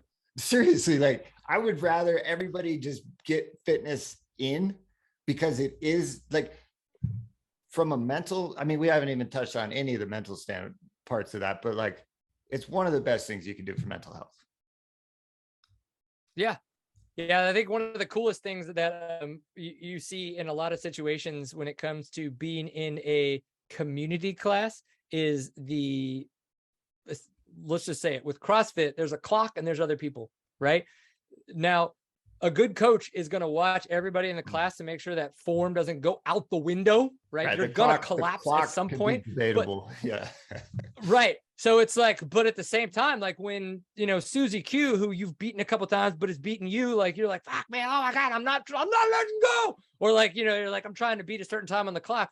Like, that ability to be uncomfortable and push yourself through those, man alive, those moments will carry with you through the rest of your life. That idea of like being comfortable, being uncomfortable is insane. And what's strange is that in different types of fitness and exercise regimes, like you can get some fucking amazing mindset work done while you're throwing weight around because of the uncomfortable places that it puts you, because you can't give up. And by not giving up, that is here. That's not just about weight. It's not just about your current strength capacity or how much you can run and stuff like that, as much as people think it is. Right. Yeah. If you want more of that shit, go listen to David Goggins. Yeah. Yeah. There's so much to the endurance side of training too, like long, slow distance or running. And one of the good ones that I heard was it teaches patience. Right. Which is interesting because, and I would say that's where like the high intensity, like you need everything, right? You need to be doing some longer, slow stuff for all kinds of reasons. You also need to be doing some high intensity stuff and of course lifting heavy stuff and all that. But the long, slow stuff it's almost its own form of meditation in a way, right? You're out there, you're kind of uncomfortable. It's not terrible, but you're uncomfortable. But you got to sit with that. And then the patience part is you got to be comfortable just doing that for a while. And some people love that and are super good at that. I'm not. I never did an endurance sport in my life. You know, it was all football, basketball, baseball, sprint stuff, you know, sprint and rest. Right. And I still remember when I was a little kid and we lived on this dirt road and it was like a half mile. We were in the middle, half mile each way. And my neighbor, who was actually my head football coach in high school, but they had 3 boys and I was good friends with them. And we went down to the mailbox and we were all running and I would sprint and then I'd wait for everybody and I'd sprint and I'd wait for everybody. And on the way back, one of the boys, the older boy, was just jogging steady the whole time with his dad, you know, and we'd get to a hill and I'd sprint up the hill and I'd be at the top like, hey, fucking beat everybody. Yeah. Waiting for everybody to come up. And he turned to his son and he said, you know, I'm really proud of you for being consistent and just being steady or something. And at the time in my head, I'm like, what, proud of you for like losing, not being at the top of every hill? Like, but it took a long time to like get this idea of mentality of patience and just like steady state, longer work. I don't know. It's just, that was a memory that's always stuck with me. And I think, you know, there's importance on both sides because on the flip side of that, like a lot of endurance athletes, and again, I'm not speaking for, this is a generalization, but usually if you get really, really good long endurance athletes, they have a really hard time knowing how to push at 100%. Typically they're leaving something in the tank, right? And you take a sprint athlete, they're really poor at being able to leave stuff in the tank and go for a long time. Yeah. And there's some unique characteristics of people who can have that ability to kind of do both. But you could definitely I'm 100% on the endurance side. Like I definitely lean more towards the you know, just because of like my body composition and all that stuff as well. Like I'm very much more of an endurance athlete, like the way I'm built, but even like mentally, like I've always just kind of been a little bit more like slow and steady. You know what I mean? And like, I've had to, like, there's been a couple of times where I've had to force myself to blow up in workouts because it's like, I need to know what the fuck that really feels like. Yeah. To sprint and to really know, like, that's disgusting. Now I actually know what 90% of 100% is because I don't ever want to do that again. Totally. When we first opened the gym, we got our first assault bike. There was like 4 of us around and literally unpacked it out of the box. Completely cold, like not working out, just pulled the air bike out of the box and we're like, I don't know, let's do max minute calories and just see how many you can get. So completely cold, we each did it. Probably one of the closest times I've ever been to vomiting from working out. Hit 60 calories in 60 seconds, cold, and was completely fucked for 6 hours. Yeah. Like, yeah. I can't do that many calories that quickly. It was ridiculous. Yeah. I'll never forget the pain from that. I mean, it's probably like a slightly PTSD. Like I have a hard, like pushing that hard on the assault bike for that long now. Yeah, it brings back bad Yeah, you're memories. like 20 seconds max, buddy. 20 Yeah. seconds max. That's it. That's all I got. What happened with your I remember seeing a chainsaw thing. Watch the video a little bit. Yeah, good God. So we were when we were in Montrose for, again, of things that I want to do, like that's kind of one of those things. I want to go ride with people that know the area and kind of like dig in. And one of those people was Morgan from Highland Cycles. So went up to Montrose, took the family, we did an RV trip and everything like that. And that Thursday night, I was going out to do their little work trail ride with them. So we were getting chainsaws, moving logs, all that kinds of stuff, because it's that time of year. I'm sure same for y'all up there. And we built this, like this one like big old stump had come across the trail, and we were like, but it was this elevated kind of off camber spot and everything. Like, bro, like that could be a cool log to actually leave. Let's clean it up a little bit. So we cleaned it up and stuff like that. So we just got done using the chainsaws. Morgan puts the chainsaw back in the front of his bike, and I was like, well, good news, you get to be the first one to ride it because, you know, you cut it. Okay. So like none of us thought about it, like how dumb what was about to happen was. And I specifically walked around the stump a bunch of times. Like everybody's like, why would you stand there? I was like, believe me, there was 15 seconds of me trying to figure out like where to stand, because I was like, this is a decent angle, this is a decent angle, this is a decent angle. And then the bike started, and I was like, fuck it, I'll just stand here. Like, you know what I mean? Like that's how just like out of it we either of us were about, like, or any of us, there was 8 of us there, about how bad of an idea this was, that any of us were on anywhere near remotely close to the log while he's riding a dirt bike that has a chainsaw on the front of it. Right. Well, so I never thought twice about it. Yeah. Yeah. He essentially biffs it and comes straight at me. I mean, you literally couldn't have planned it any better. And luckily I have decent reflexes, and I kind of like jumped and put my hand up. Well, if you watch the video enough, you're like, man, that chainsaw barely grazes me. So what we think happened, the reason why I'm cut, but not bad, and there was no real torn, disgusting skin. Well, 1, the chainsaw wasn't on, but 2, he was just using it. So it was super hot still. So we're thinking that it was kind of like a hot knife through butter, that the chainsaw just kind of grazed my skin. And because it was so hot, it kind of just like melted its way in, because it didn't bleed that much. There was definitely blood, but it really didn't bleed that much. So it kind of acted like it was cauterized and everything like that. Dude, it was the best it could have been for the situation that it was, to be completely honest, because like if it had been, I mean, even halfway, even 2% worse, like the chance of me bleeding out there would have been vastly high, because we were probably 30 minutes from the truck minimum. Maybe 20 if we could have gone faster and they knew like a quicker route. Obviously, I didn't know the area. He had a med kit, so he was able to wrap it up. But if I'd have been profusely bleeding by any means, like we were riding our dirt bikes, we would have had to have gotten back somehow, right? Like, yeah, sure, we would have left the bike and I'd have jumped on the back, but you know, I'm like riding with my arm in the air, I guess, like to keep the blood from flowing out and everything. Like, so it could have been bad. Right. We laughed about it so much because, like, what can you do? Like, not a single person made a good decision about any of that. So you don't blame anybody in that stuff. Right. You literally chalk it up to stupidity, and you make a video about it to hopefully help other people not make the same mistake. Totally. On that note, what do you carry for gear, or let's say trail safety or trail emergency in your pack? Man, I don't have anything. After that, we've been looking at a lot of med kits and stuff like that. And I need to buy one. I mean, 100%. Like if he didn't have what he had because his wife was the one who told him to start carrying it, we'd have probably, like, we would have been cutting jerseys, you know what I mean? And getting duct tape that somebody probably would have had on an ibuprofen bottle or whatever. And wrapping it with a nasty, disgusting, gross, dirty, sweaty jersey sleeve, and then using duct tape to tape it up, and just kind of been like, well, let's see what happens. Hopefully it makes it. Where luckily he had a bunch of gauze, he had a bunch of safety stuff, and a little bit of crap to keep it moist.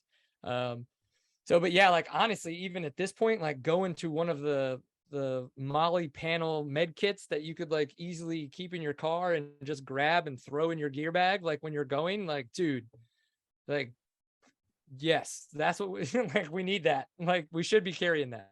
Yeah.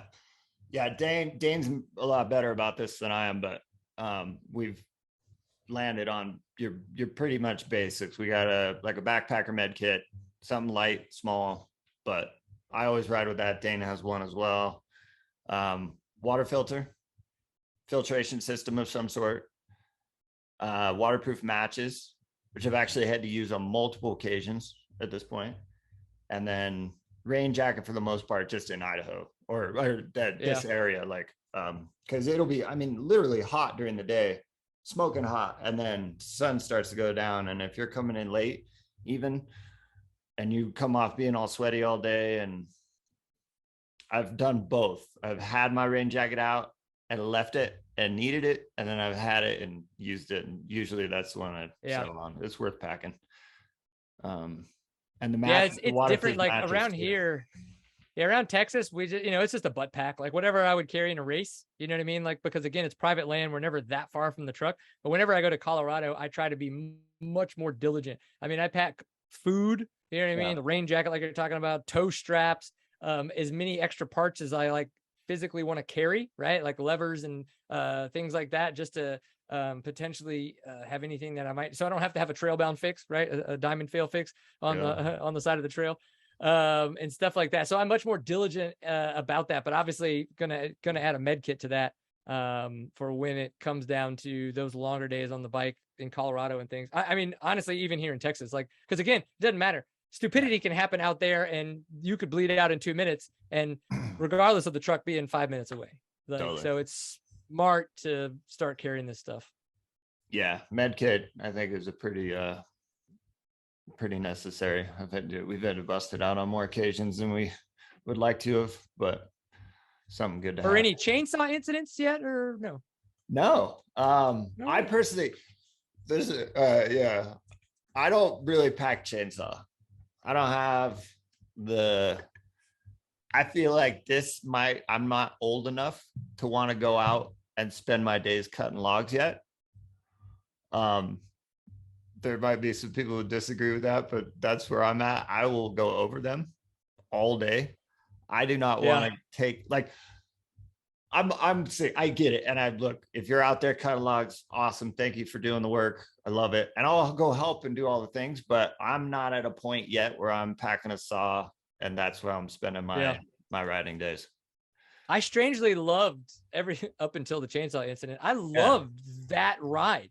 Yeah. Like that like collective, like, we're meeting because we're going to go ride these things and clear this kind of stuff. And it's like the people that don't have saws are grabbing the logs and moving them. The people that have saws are cutting. And then you're like jumping and going and stuff. Like, I was like, dude, like, this is so efficient. Like, and it's helpful. You know what I mean? It's helping other riders, the community. Yeah. And I was like, I could totally, again, if I was in a public area and it made a lot of sense, like, I could totally see myself kind of like easily getting into that. Maybe that's an age thing. Maybe it's not, who knows? Yeah. I mean, I carry a handsaw. But usually, you're not cutting big logs out of the trail. So you're finding other ways around, going over, cutting limbs, clean it up and get over it. And again, if you're one of the folks that's out there clearing logs, thank you. And maybe at some point I'll be doing that. But for now, it's riding, not logging. Understandable. Because it's different. It's a different thing. And I've been on rides that's what we've done with other folks who have saws, and that's fine. I just need to know what we're getting into. What you signed up for. Yep. Yeah, exactly. Because it does have to get done. If it doesn't get done, it's no fun for a lot of people. And not everybody's, you could say it's very limiting on trail experience if there's a shit ton of logs that are down. Yeah. So. But I agree. I do like riding over a good elevated log just to continue to test myself and entertain others when I tumble. Exactly. What about, is there anything from a dirt bike perspective, skill wise? Like, I mean, the videos that Rich is doing are fucking amazing. Kind of getting people in that mindset of practice, doing drills on the bike. Is there currently anything that you're kind of putting time aside to practice? Yeah. I mean, I treat it as a warm up. You know what I mean? Like, I'm kind of like, okay, cool. Like, I'll do some stretches and stuff like that, get the blood flowing and do some push-ups and things of that nature. But then the first thing I do when I get on the bike majority of the time is kind of like, is just clutch and throttle control. Practicing trying to get that front end up. A wheelie to me would be cool, but in the long run, the concept that I'm practicing on is going to be so much more worthwhile than the wheelie, right? You know what I mean? And I have been in many situations in enduros, right? Not even hard enduro or anything like that, where if I could have done a quick pivot turn, dude, easily would have saved me 10 seconds, minimum. You know what I mean? Sometimes longer, and because energy. You start to like, solid point, and energy. But then like you start heading down the trail and somebody else gets in your way, and then you got to this, that, the other, you get stuck in a vine, and all of a sudden you're a minute down the trail because you couldn't do a pivot turn. And it's like, it doesn't need to look cool. Like, you know what I mean? Like, it's not like, I don't need to learn how to do a pivot turn effectively so I look good. I need to learn how to do a pivot turn effectively so that I have clutch and throttle control when and where I need it. Right. So that's I think is one that's a great place to play around and practice that in turns. When I warm up, I'll go create like not just a figure eight, but the concept of a figure eight. Like I'll just go out one direction, taking a bunch of lefts and a bunch of rights and a bunch of lefts and a bunch of rights. And then I'll turn around at some point and I'll come back and a bunch of lefts, bunch of rights. And so, and I try to vary them so that I get a little bit more of a hard in one spot, so that when I come back the other way, that the exit's a little bit more open, and vice versa, things like that. Right. Just because of the fact that, man, you braking and turning, that's where it's where you lose speed, because that's where you have to take away speed to be able to turn. So again, and then it just comes down to the same idea of the throttle, clutch and throttle control that we can create within that, but then we're bringing the braking aspect into it more than just kind of that lofting of the front wheel. Right. Awesome. Yeah. Shameless plug on this one, but Dane and I finally put together a pre-ride warm up and filmed it. So it's in the editing process. I'm going to put that out soon. So that'll be, put it on the Enduro channel or the Enduro Method YouTube channel. Yeah. Yep. There's just basically all demo videos, nothing of real like entertaining content, unless, some of the demo videos might be, but it's literally just where it starts, man. You just gotta keep, what is it? We gotta stay consistent. Oh man. Yeah. It's a different beast, this whole media and filming and all that stuff. Well, I have a lot of theories and not a lot of followers, so yeah. It's a good place to be. At least you don't run out of content. Hey man, come on! Look, you've heard how much I talk. Are you serious? Like I got a Word doc full of ideas that I'm just like slowly kind of taking away at. Yeah. So one thing real quick before we go, I'm curious on you, for other reasons, but you quit drinking. Yep. Right? How long has it been? Yep. It was, I want to say it was January 1st this year, and not because I like went hard on New Year's, like by any means, I didn't. I had been lightly drinking. I had gotten to by the time the pandemic hit in 2020, I was already on this concept of like, damn, where am I at with drinking? And so a lot of the times when everybody's sitting outside in front, like I was busting out non-alcoholic beers and stuff like that, and nobody knew, right? I just kept it in the koozie, wasn't saying anything about it. I was just doing it for me. And I didn't, well, if anything, I was a little nervous of being judged, you know? So there's part of that too. But then again, like if there was a time that I wanted to drink, I would drink. Like, I just kind of, but what I noticed is as I was being more conscious of it, like the times that I chose to drink were becoming less and less and less. And I was at a party for New Year's Eve, hanging out with people. And I was kind of like, yeah, it's New Year's. Do I want to drink? Yeah, I want to drink. Okay, cool. Like that, whatever. And I woke up and I had a slight hangover, no shots, no nothing like that. Like literally just consistent kind of drinking. And in the long run, too much, yes, for a hangover, but not in excess. And I was just like, what the fuck am I doing? Like, I'm fighting myself. Like, I don't want this anymore. I keep asking myself why I'm drinking. And even though, again, I don't really drink that much, and it's not like it took me 8 hours to recover from a hangover. Again, it wasn't that bad. It was just kind of like, this is stupid. Like, why am I fighting myself on this? And so since then, I haven't drank. And it's been like, there has been no struggle. I have been out at bars till 2 a.m. watching music, metal shows and stuff like that, and had no issues. I don't care. It's not a judgment thing. It's a literal you do you.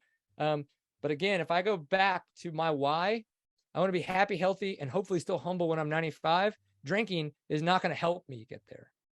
Right. Drinking is only going to hurt me get to it. It's only going to hurt me get there. Hurt me to get to that. Right. It's a hindrance in that why. Right. And so again, like, it's kind of like, it kind of made sense. So. Yeah. So it's been, I guess, January 1st. Wow. That's awesome. Yeah. I mean, in asking that question, it's not a judgment on, well, you obviously, or anybody else, or, you know, everybody's on their own path and journey, but I personally did something similar. When was it? It was my birthday a year ago, 2 years ago, I guess now, year and whatever, couple months, where I just decided I was going to quit for an entire year.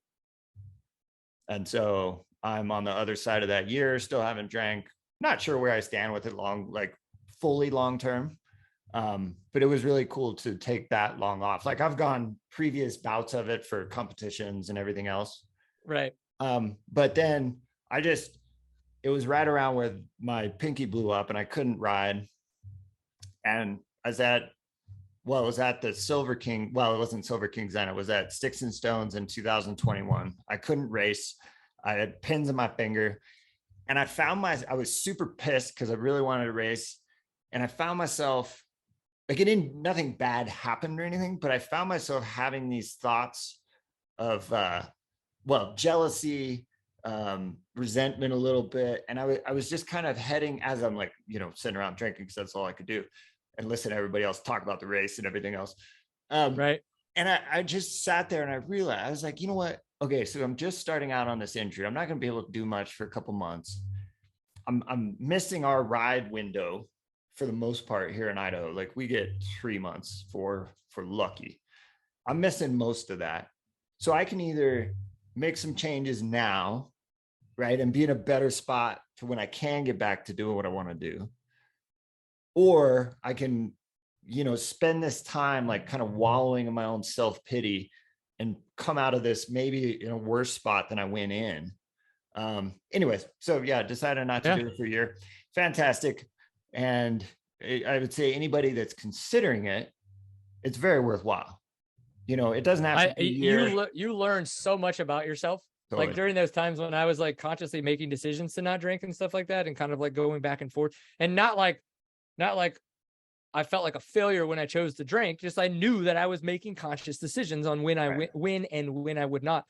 You learn a lot about yourself, and you don't realize how much you don't know yourself. Like, for those, I hope for the people that know Seat Time from back in 2011, like, it literally says a pint full of awesome on there. like I would get hammered. You know what I mean? Like, so that was part of the goal. You know what I mean? Like, within all of this, when we did, like, we would go to SMS Racing early on and we would film the show, because we were doing video back in 2011. Like, it wasn't just audio. Like, multiple people would throw up because we would drink so much. So please understand that I'm not coming from a place that it's like, I just, you know, I casually stopped drinking. Like, it was, you could say, as I was teetering on the idea of alcoholism, but because my wife is a recovering alcoholic, I don't choose to call myself an alcoholic, because I don't want that to take away or make it sound like we are in the same space. Where she is at in her sobriety is different than where I am at in my sobriety. And are they contextual? Absolutely. But they're at the same time vastly different. So that's why I look back on a lot of that stuff and I try to not be judgmental.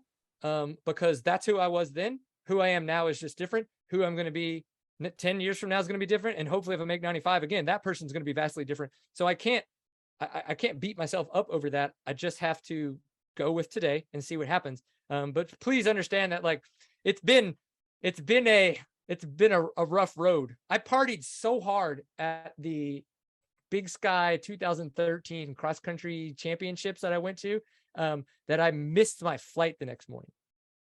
Like people were banging on my door and I couldn't get up because I was probably still that drunk in the morning. So it's, you know what I mean? Like, it's been a crazy fucking journey, man. And it's interesting as shit. Very interesting. Yeah, I do. I mean, I've had previous times where it's been excessive for sure. So similar setup. Like I didn't just like have a beer on a weekend and decide to quit drinking, right? It was more than that. But on the flip side, like having that much time to be able to really, because it was just taking me in a different direction in a sense. Like my goals and where I want to be, drinking was doing nothing for that. And so yeah, like it's a time issue, it's a fitness issue, it's a health issue. And if I don't know, if you're out there and that's a crossroads you're looking at, because there's plenty of people, either it's not a crossroads, there's no issue, and again, no judgment on any of that stuff. But if it is, I'd highly recommend taking the time to examine it and potentially taking a break and looking at what it's giving you and what you're taking from it. And if anything I say resonates or you want to talk to me, feel free. Like, again, I'm an open book. Like, my experiences are my experiences, and hopefully my experiences help other people and vice versa. Like, I want to learn from other people as well. So within that, like, you're going to teach me something if we talk about yours, and hopefully vice versa. And we may not teach each other anything, but we're going to at least find some common ground to move forward. Totally. And so it's interesting. One of the, I kind of, we've been given plugs and stuff like that. And this is not a plug for anything I have any relation to. I've just gone on this adventure, and it's called Soul Searching Adventures. That's been one of the biggest things I've taken out of my sobriety and the things that I was going through in 20 and 21 that took me maybe to that place, is I wanted to learn more about myself.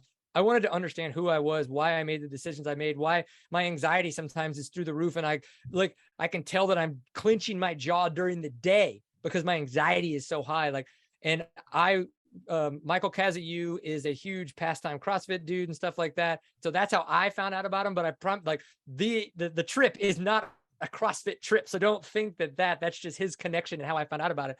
But it's called Soul Searching Adventures. And he's got a couple different that they go around the world, and they're different lengths. The one I went on was 4 days, and it was outside of Austin. And it was one of the most amazing things I've ever done. And I learned a lot about myself. I was put into some very uncomfortable situations because of the fact that I had to face a lot of reasons that I am, how and who and what I am. And so that I could come out on the other side better than that. And I think I'm going to go on another one next year, a different version. Again, he's got a couple different ones. But if any of this on the mindset stuff has resonated, that's just a cool spot to maybe go do some research, is around those kind of trips. Yeah, one of the I've never heard of that one, but one of the ones that I did wasn't a trip or a thing, but it was Jordan B. Peterson's future authoring program, which I'd heard of, years and years ago, but it's like $20 or whatever. And you don't even have to pay for it. It's probably better if you do, because it's better questions. But have you ever heard of it? I've heard of it, but I have not done it. Yeah. So I bought it and wrote it out, and I can still go back and look at what I wrote, but essentially you're just writing your future, right? So you're writing, and then there's way more questions to it, but without worrying about spelling, grammar, whatever. It's, write your best version of yourself in 5 years, and then write what, if you let your vices take the best of you, what that looks like in 5 years or 2 years or whatever it is.